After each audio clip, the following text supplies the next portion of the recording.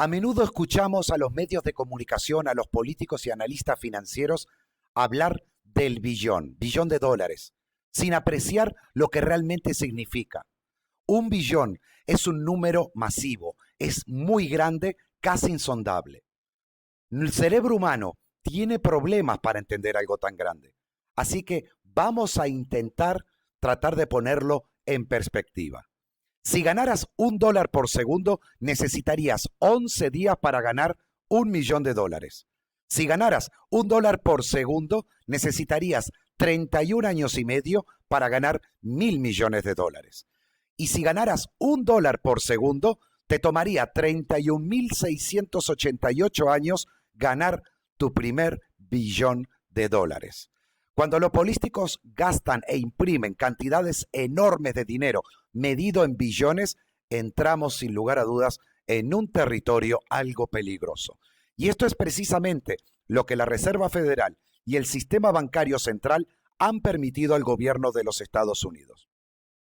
Desde el inicio de la pandemia del COVID y hasta hoy, la Reserva Federal ha impreso más dinero del que ha impreso durante toda la existencia de los Estados Unidos.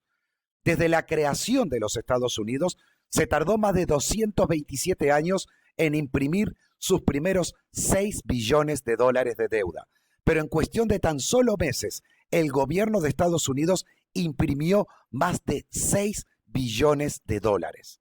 Durante ese periodo, la oferta monetaria, de los Estados Unidos aumentó en un 41%. Las acciones de la Fed equivalieron a la mayor explosión monetaria que haya ocurrido hasta la fecha en los Estados Unidos. Inicialmente, la Fed aseguró al pueblo estadounidense que sus acciones no causarían aumento severo de los precios, pero desafortunadamente no se tardó mucho en demostrar que esa afirmación quizás no era tan correcta. A medida que se hizo evidente la subida de precios, los medios de comunicación y la Fed dijeron que la inflación sería o era transitoria. Pero las redefiniciones, tanto del gobierno sobre el IPC y de la propia Fed, que subestimaban o subestiman la realidad, decían que la inflación en realidad, o realmente lo real es que la inflación está por encima o rompiendo máximos de 40 años. El gobierno de Estados Unidos tardó hasta 1981 en acumular su primer billón de dólares de deuda. Después de eso, el segundo billón solo tardó o tomó 4 años. Los siguientes billones llegaron en intervalos cada vez más cortos.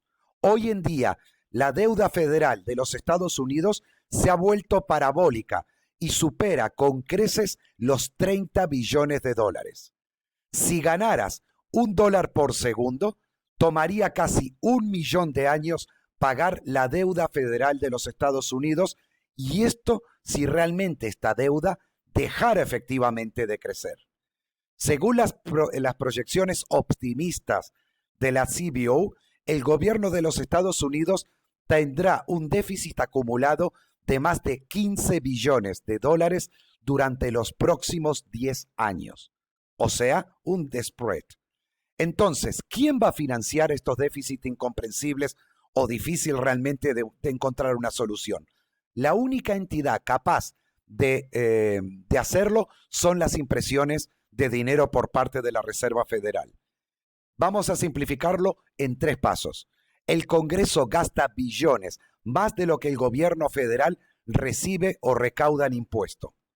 El Tesoro emite deuda para cubrir esa diferencia. La Reserva Federal crea moneda de la nada para comprar esa deuda. Mientras la persona promedio no note el aumento de precios, la inflación, el sistema funciona bien.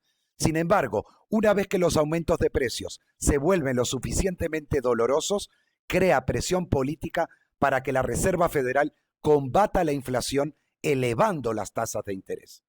Con los aumentos de precios disparándose a máximos de 40 años, un retorno a la tasa de interés promedio histórica no será suficiente para detener la inflación. Ni siquiera estaría cerca.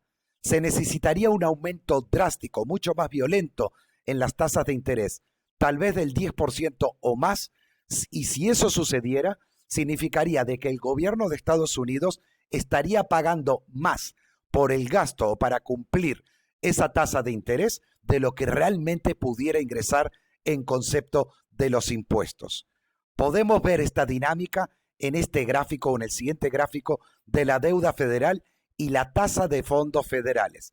La tasa de interés de referencia primaria de la Reserva Federal, podemos ver que cuanto más alta es la deuda federal, más difícil y doloroso se vuelve subir los tipos de interés. En resumen, el gobierno de Estados Unidos podría acercarse rápidamente a lo que podría ser un final financiero. Necesita subir las tasas de interés para combatir la inflación fuera de control, pero no se puede porque podría llevarle a su propia bancarrota. No tiene más remedio que reiniciar el sistema. Eso es lo que hacen los gobiernos cuando están atrapados.